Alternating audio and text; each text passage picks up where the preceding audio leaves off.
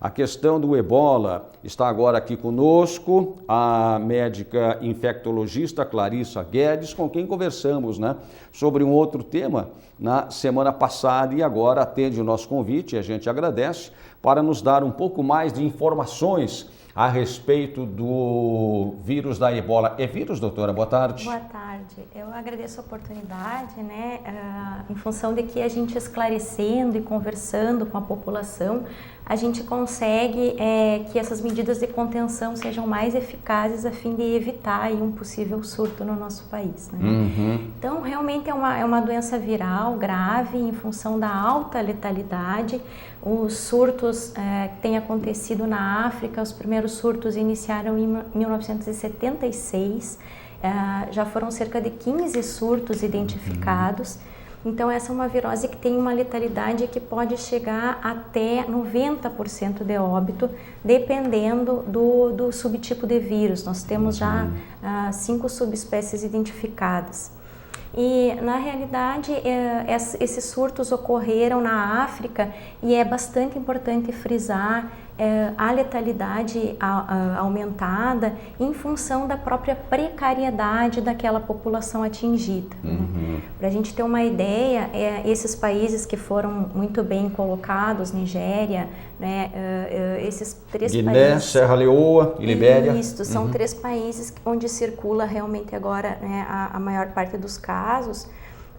São países que têm cerca de R$100 mensais per capita, né? Então as pessoas não têm nem o que comer, né? Então é muito difícil de conseguir controlar um surto dessa magnitude numa população de extrema pobreza, né? Então vocês imaginam que aqui a gente tem toda essa paramentação, a gente está teoricamente preparado com todos os EPIs, a gente tem avental de manga longa, máscara, né? Se for necessário colocar 2 luvas para entrar em contato com secreção de paciente contaminado, a gente tem essa possibilidade, né? Todo um plano de remover o paciente com transporte aéreo, ambulância do SAMU preparada, né? E lá as pessoas entram em contato direto com os doentes.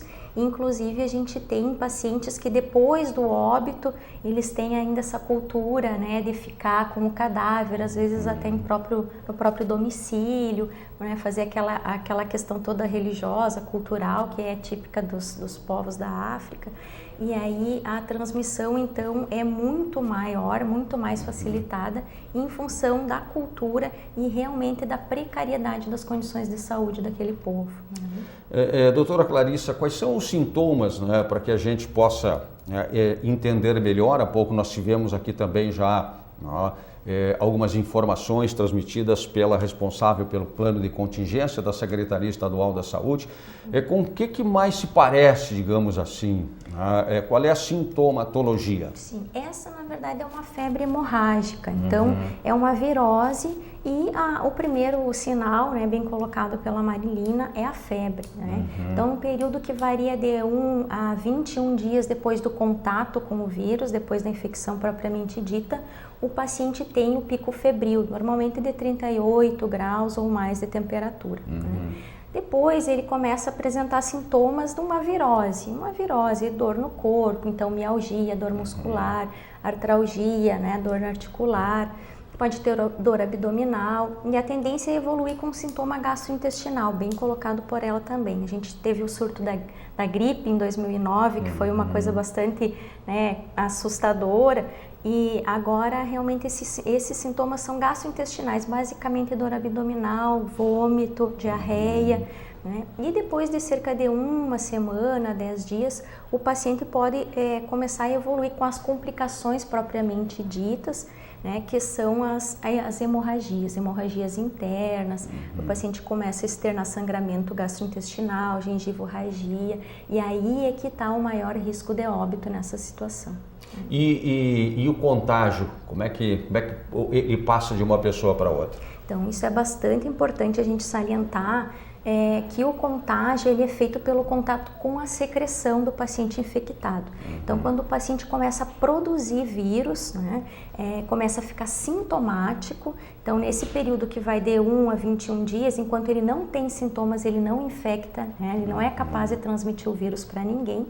Quando ele começa a ficar febril, com dor no corpo, com vômito, diarreia, então as secreções na verdade, teoricamente, todas as secreções expelidas pelo organismo têm vírus que são altamente infectantes.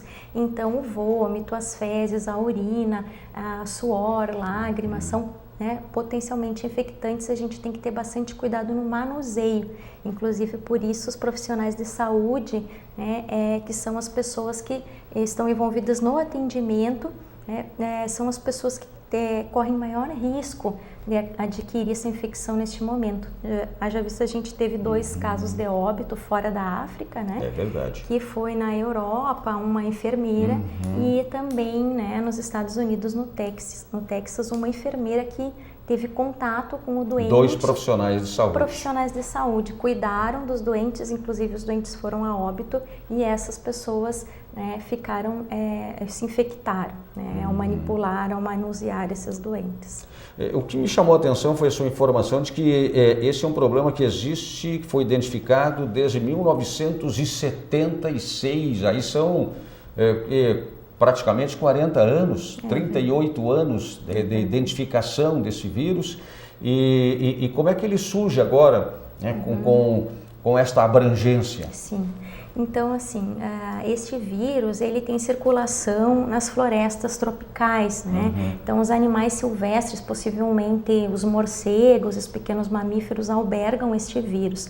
E na África, a gente teve esses surtos iniciando lá em 76, justamente porque as populações, elas acabam invadindo as florestas, e aí também existe essa cultura de consumir a carne animal, né? Macacos, gorilas, chimpanzés, e aí lá essa cultura do povo de ter muito contato com o animal da floresta, né?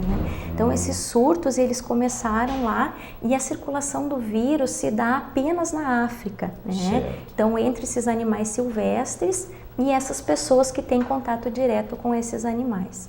Qual é o papel dos municípios? Qual é o papel, de Santa Maria especificamente nesse plano de contingência? Então, é importante a gente salientar isso também, em função de que quando começou, por exemplo, o surto da gripe, que eu venho me referir, porque lá em 2009 era uma situação que parece que eu estou escutando a mesma coisa que a Marilina falou naquela época, né? A situação agora está sob controle, então a gente tem que se preocupar com o viajante. Foi a mesma coisa em 2009. No início eram os viajantes, a gente tinha essa preocupação dos portos e aeroportos, e depois a gente, infelizmente, viu esse vírus circular dentro do país. Então, a gente tem um plano agora bastante estruturado para evitar essa circulação viral dentro do país, e se algum paciente for identificado, tem todo este planejamento de levar o paciente para o Rio, para o Evandro Chagas, que é o hospital referência nacional, né? Mas os pronto-atendimentos, eles têm que ter essa ideia de que o paciente febril vindo desses países, né? Então, a Guiné, Serra Leoa, Nigéria, eles têm preferência no atendimento. O paciente febril, que relata que nos últimos 21 dias tenha viajado, tenha voltado desses países, ele tem preferência no atendimento, e ele deve ser isolado para que a gente possa iniciar todo esse planejamento, para evitar a circulação viral na cidade, no município, enfim, no estado e no país.